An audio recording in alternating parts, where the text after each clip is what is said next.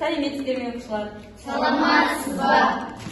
Бүгінгі информатика сабағына қош келдіңіздер. Бүгінгі көңіл күйлеріңіз қалай? Жақсы. Жарайсыздар. Онда менің де көңіл күйім керемет. Олай болса сабағымызды бастайық. Балалар, бастамас бұрын сабағымызды топқа бөліп алайық. Бірінші топ скетч тобы. Назерке, Асимай, Алина, Құралай, Гүзалида.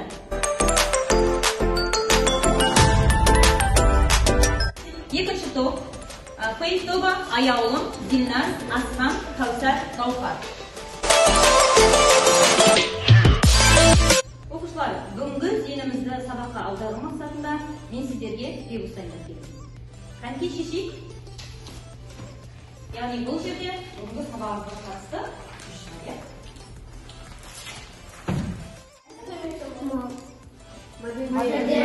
жарайсыздар балалар. Яғни бұл ребустың жауабы модельдеу. Жарайсыздар. Үй жұмысын тексеру барысында балалар Picker Well қосымшасында рандом әдісі бойынша бүгінгі үй жұмысына кім жауап беретінін анықтайды балалар.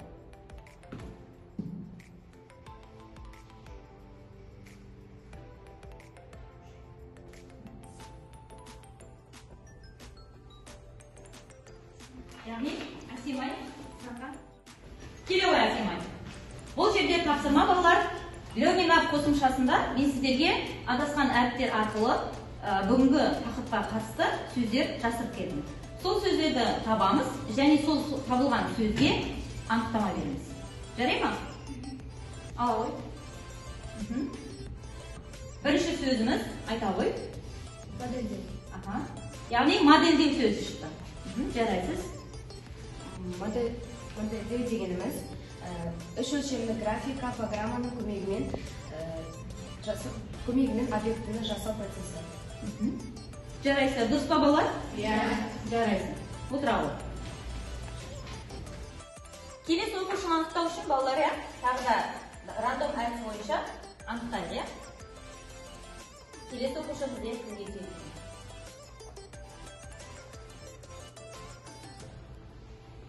Гаухар, келесі. Келе ғой Гаухар.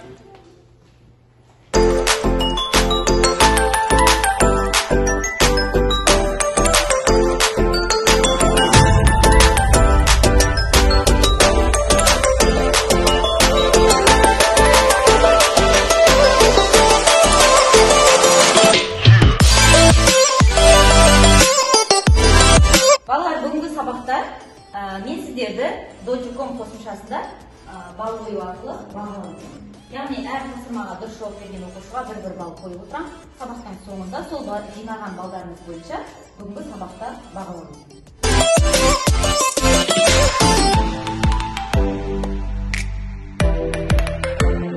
Бүгінгі сабағымыздың объектілердің үшті модельдері тақырыбының балалар бүгін екінші сағаты. Яғни модель дегеніміз не, модельдеу дегеніміз не, яғни үшті графика, екіді графика не екенін біз жаңа үй жұмысын сұрау барысында есімізге түсірдік, жарайсыздар балалар. Енді ары қарай мен сіздерге жаңа сабақты анықтау мақсатында, пысықтау мақсатында сіздерге топтық тапсырма беремін. Яғни бірінші топ берілген схемаларда терезе элементтерін дұрыс орналастырды. Екінші топ берілген анықтамаларды дұрыс құрал саймандарын орналастырып жазды. Жарай ма? Яғни сіздерге берілетін уақыт 5 минут. Тездетіп тапсырманы орындайық.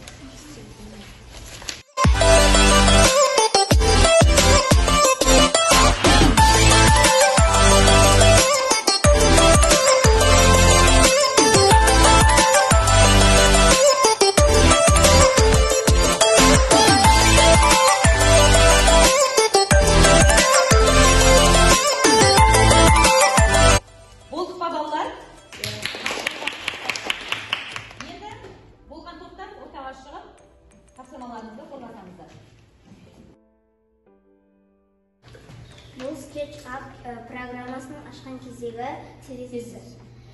Бұл тақырып жолы. Ал бұл жерде модельдеу аймағы. Бұл жерде біз модельдерді суреттейміз. ал бұл қалып күйі қатары.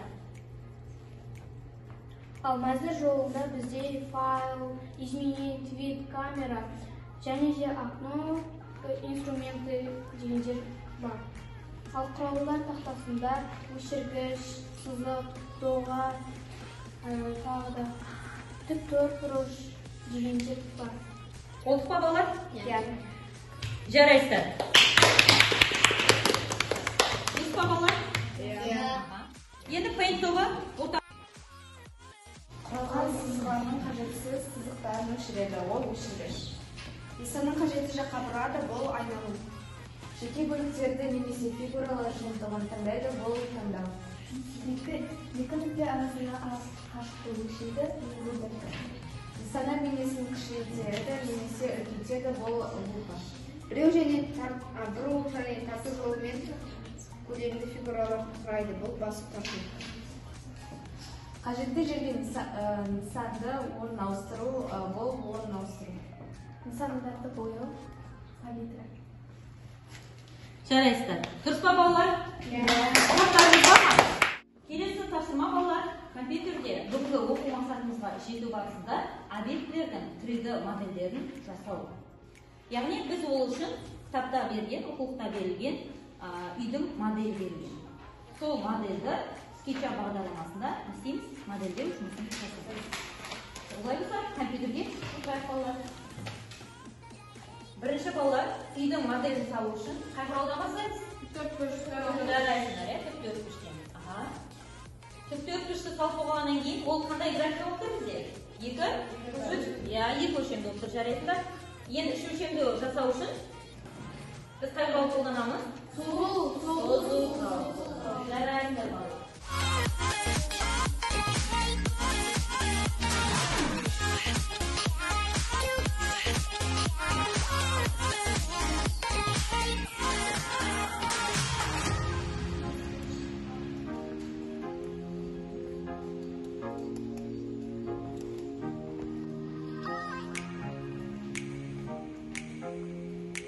Жарайсыздар балалар. Бүгінгі сабағымызды қорытындылау мақсатында мен сіздермен Learning App қосымшасында сәйкесін тап, яғни қарны тап ойын ойнатып жүрейін, иә балалар, иә? Енді шыққанда. Гүзәбида келе ғой. Келе ғой Гүзәбида. Мысалға бір құралмен, иә? Бір анықтама сәйкес келуі мүмкін. Жарайсың. Дұрыс қой балалар, иә? Жарайсың. Келесі. Құралай, келе ғой. Құралай, келе ғой. Келесі құрал бізде.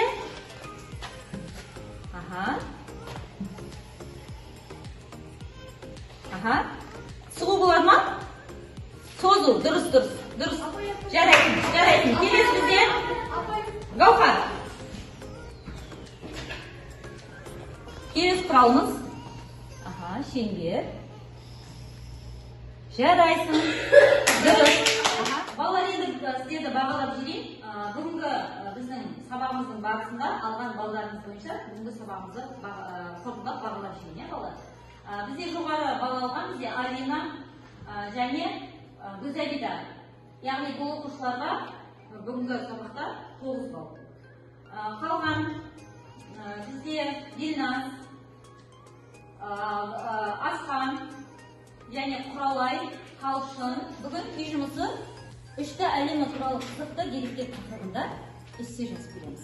Жарай ма балалар? Келесі сабағымызда эссе оқимыз, иә? Балалар, бүгін үй жұмысы үшті әлемі туралы қызықты деректер тақырыбында эссе жазып береміз.